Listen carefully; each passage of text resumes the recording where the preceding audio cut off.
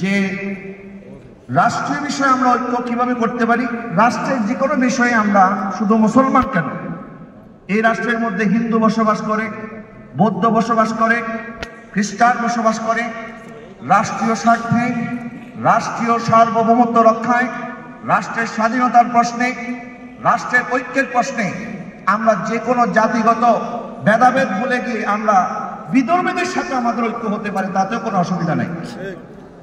দুই নাম্বার, যদি আপনি ঐক্যের কথা বলেন, ইসলামী মূলনীতির ভিত্তিতে ইসলামী ঐক্য আমরা চাই। ইসলামী ঐক্যের ক্ষেত্রে, আকীদার ক্ষেত্রে, মৌলিক আকীদার ক্ষেত্রে কোনো ঐক্য হতে পারে না।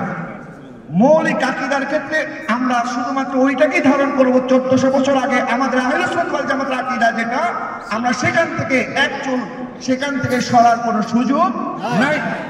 আমাদের আকীদা সেটাই, আমার নবীজির আকীদা। আমাদের আকীদা সেটাই যেটা সাহাবায়ে কেরামের আকীদা।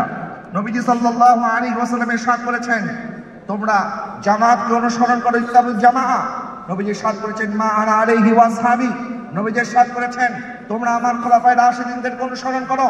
আমরা সেই মূলনীতির উপরে চলে আমরা আকীদার ক্ষেত্রে, আকীদার মৌলিক আকীদার ক্ষেত্রে আমাদেরকে বিন্দু পরিমাণ ছাড় দেওয়ার কোনো সুযোগ নাই। এখন আসেন পুরোই আকীদার ক্ষেত্রে, পুরোই বিষয়ের ক্ষেত্রে, পুরোই বিষয়ের ক্ষেত্রে যে ধরনের মত পার্থক্য আমরা দেখি, মতবিরোধ আমরা দেখি, এটা তো আমি মনে করি ইসলামের সৌন্দর্য। কারণ আমাদের মাযহাব 4টা হয়েছে, যদি কোনো ইখতিলাফ নাই থাকতো তাহলে মাযহাব 4টা কেন হলো? এবং আজকে পর্যন্ত আমরা হানাফিরা কোনোদিন শাফিঈদেরকে বাতিল বলি নাই, শাফিঈরা হাম্বলীদেরকে বাতিল বলে নাই, হাম্বলীরা মালিকীদেরকে বাতিল বলে নাই। তার মানে বোঝা গেল পুরোই বা আমলি মাসআলা মাসাইলগত ক্ষেত্রে ইখতিলাফ হওয়াটা এটা ইসলামের জন্য অসুন্দর কিছু নয়। কিন্তু দেখা যায় যে আমরা এই পুরোই মাসআলা মাসাইলকে কেন্দ্র করে, শুধুমাত্র এই আমলি মাসআলা মাসাইলকে কেন্দ্র করে আমরা নিজেদের মধ্যে অনৈক্য জিয়ে রেখেছি, আমরা নিজেদের মধ্যে বিভেদ জিয়ে রেখেছি। এবং বাংলাদেশের মধ্যে আমি মনে করি, আমার পূর্বে মাওলানা ওসমান গনি সালিহি ভাই বক্তব্য দিয়েছেন এবং আরো যারা যারা বক্তব্য দিয়েছেন, আমরা সবাই জানি এবং এই কথা সবাই মানতে বাধ্য, এই দেশের মধ্যে নব্য ফিতনা যারা সৃষ্টি করছে, আজকে নতুন নতুন ইসলামের সংজ্ঞা যারা আমাদেরকে শেখানোর চেষ্টা করছে, তাদের মাধ্যমে এই দেশে ইসলাম আসে নাই। এই দেশে ইসলাম এসেছে আউলিয়া কেরামের মাধ্যমে, এবং তারাই মূল ইসলামের যে স্পিড আহলে সুন্নাত ওয়াল জামাতের আকীদার ভিত্তিতে এই দেশে ইসলাম প্রতিষ্ঠিত হয়েছে। নতুন করে আমাদেরকে নতুন আকীদা যারা শেখাতে চায়, নতুন করে আমাদেরকে ইসলাম শেখাতে চায়, আমরা তাদের থেকে ইসলাম শেখার কোনো দরকার নাই। বরং আমাদের আকামির উলামায়ে কেরাম, হযরত পীর মাশায়েখবিন্দু আমাদেরকে যে আকীদা শিখিয়েছেন এটাই আমাদের আকীদা। নতুন করে নব্য আকীদাদারী যারা নতুন করে আমাদেরকে শিখাচ্ছে, অথচ আহলে সুন্নাত ওয়াল জামাতের উলামায়ে কেরামদের কাছে শুধুমাত্র হাদিসের সনদ নয়, আপনি দেখবেন সবকিছুরই সনদের দরকার আছে। আমাদের কাছে যেমন হাদিসের সনদ আছে, আমাদের কাছে তরিকতেরও সনদ আছে। আর তারা তো তরিকতই মানে না, সনদ থাকতে করতে। দুই নাম্বার, আহলে সুন্নাত ওয়াল জামাত, আমার নবী ইরশাদ করেছেন, আমার উম্মতের মধ্যে একটা দল কিয়ামত পর্যন্ত হকের উপরে অবিচল থাকবে, কেউ তাদেরকে দমিয়ে রাখতে পারবে না, কিয়ামতের পূর্ব পর্যন্ত তারা হকের জন্য লড়াই করতে থাকবে। কিন্তু আজকে যারা নিজেদেরকে মেইন স্ট্রিমের যারা নিজেদেরকে ইসলামের মেইন স্ট্রিম দাবি করছে, এটা একটা আমি মনে করি আমাদের সাথে ধোঁকা চলতেছে। কারণ আপনি তাদের আকীদার ইমামদের যদি আপনি দেখেন, নবীজি সাল্লাল্লাহু আলাইহি ওয়াসাল্লাম পর্যন্ত, ইবনে তাইমিয়া পর্যন্ত তাদের কোনো আকীদার ইমামের সনদ নাই। ইবনে তাইমিয়া থেকে শুরু করে মাঝখানে আবার আরেকটা গ্যাপ আব্দুল ওয়াহাব নজদি পর্যন্ত, তাদের আকীদার কোনো সনদ নাই। আব্দুল ওয়াহাব নজদি থেকে শুরু করে আবার আলবানী, ইবনে বাজ পর্যন্ত আরেকটা গ্যাপ। তাহলে তোমাদের মধ্যে এত গ্যাপ কেন? আমরা আহলে সুন্নাত ওয়াল জামাতের আকীদায় বিশ্বাসী যারা, আমাদের যেমন হাদিসের সনদের মধ্যে কোনো গ্যাপ নাই, আমাদের আকীদার ইমামদের সনদের মধ্যে কোনো গ্যাপ নাই, আমাদের তরিকতের ইমামদের সনদের মধ্যে কোনো গ্যাপ নাই। আমাদের কাছে সব ধরনের সনদ আছে, কিন্তু সনদ থাকার পরেও কেন আজকে আমরা অবহেলিত? আমি কয়েকটা পয়েন্ট আমি আপনাদের খেদমতে আরজ করতে চাই। এক নাম্বার, আমাদের মধ্যে রাজনৈতিক সচেতনতার অনেক অভাব আছে। আমরা মানুষ বেশি আছে, কিন্তু আমরা রাজনৈতিক সচেতন নই।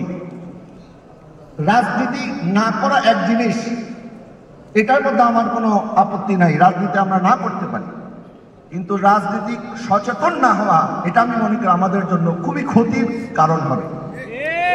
আমরা শুধুমাত্র মসজিদ মাদ্রাসায় থাকি বলে, কোরআন হাদিস নিয়ে গবেষণা করি বলে আমরা রাজনৈতিক সচেতন হব না, রাজনৈতিক বিষয়ে খোঁজ খবর নেব না, এই বিষয়ে আমরা আমাদের অবস্থান ক্লিয়ার করব না, এটা হতে পারে না।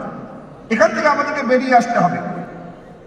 আপনারা দেখবেন ইতিহাস সাক্ষী দেয় আমাদের রাজনৈতিক অসচেতনতা, ওলামায়ে কেরামের যুগ উপযোগী পদক্ষেপ নেওয়ার ক্ষেত্রে তাদের দ্বিধাদ্বন্দ্ব, তাদের হীনমন্যতা, এটা আমাদেরকে রাজনৈতিকভাবে পিছিয়ে দিয়েছে। একটা উদাহরণ দেই, অটোমান সাম্রাজ্য যখন গোটা বিশ্বের মধ্যে মুসলিম সাম্রাজ্যের প্রতিনিধি করে গোটা বিশ্বের একটা পরাশক্তি হিসাবে তারা আবির্ভূত হচ্ছিল, গোটা বিশ্বের পরাশক্তি হিসেবে মুসলমানরা যখন এগিয়ে যাচ্ছে, তখন রোমানরা তারা প্রিন্টিং প্রেস তারা শুরু করেছে। অর্থাৎ আগে তো হাতে লেখা হতো, সবকিছু হাতে লেখা হতো, তখন তারা একটা জাগরণ সৃষ্টি করলো, বিপ্লব সৃষ্টি করলো। সেই বিপ্লবটা ছিল প্রেসের বিপ্লব। তারা আর হাতে লেখে বই ছাপাচ্ছে না, তারা এখন প্রিন্টিং প্রেসের দিকে চলে গেছে। ওই সময় কিছু উলামায়ে কেরাম বললেন, যদি আমরা এখন প্রিন্টিং এর দিকে চলে যাই তাহলে এখানে ভুল হওয়ার সম্ভাবনা থাকবে, আমাদের অনেক কথা এদিক সেদিক হয়ে যাবে, এই মেশিনের উপরে আমাদের আর কোনো আস্থা রাখা যাচ্ছে না, সুতরাং আমরা এখন এদিকে যাব না, এটা করা যাবে না। এই একটা ফতোয়ার কারণে মুসলমানরা পিছিয়ে গিয়েছিল। রোমানরা তারা প্রিন্টিং প্রেসের দিকে এগিয়ে গিয়েছিল, মুসলমানদের বই তারা আর ছাপাতে পারছে না এই ফতোয়ার কারণে, যার কারণে ওই বিপ্লবের কারণে মুসলমানরা পিছিয়ে গিয়ে আজকে আমরা পিছিয়ে পড়েছিলাম। আবার এটাও আমরা শুনেছি ভারতে যখন এই ব্যাপারে ফতোয়া দেওয়া হয়েছে যে ইংরেজি শিক্ষা করা হারাম, এই কারণে অনেক মুসলমানরা ইংরেজি শিক্ষা থেকে দূরে সরে গিয়ে তারা সরকারি চাকরি পায় নাই, বিদর্মীরা সরকারি চাকরি করা শুরু করে দিয়েছে। এখান থেকে আমাদেরকে শিক্ষা অর্জন করতে হবে। এই ধরনের কোন ধরনের পদক্ষেপ যেন আমাদেরকে পিছিয়ে না দেয়, যুগ উপযোগী আমাদেরকে সিদ্ধান্ত নিতে হবে। নবীজি সাল্লাল্লাহু আলাইহি ওয়াসাল্লাম যায়েদ বিন হারিসা রাদিয়াল্লাহু তাআলাকে হিব্রু ভাষা শিক্ষা করার জন্য বলেছেন, কারণ ইহুদিদের এই তাওরাত কিতাব এটা হিব্রু ভাষায় ছিল। নবীজি সাল্লাল্লাহু আলাইহি ওয়াসাল্লাম যখন তাদেরকে ডেকে আনতেন, ওই সমস্ত ইহুদি পণ্ডিতরা এটা অপব্যাখ্যা করত, যার কারণে নবীজি বলেছেন, তুমি হিব্রু ভাষা শিখো এবং তুমি নিজে নিজে ওই কিতাব পড়ে পড়ে আমার অর্থ তুমি বলে দাও। এইভাবে আমরা বুঝতে পারি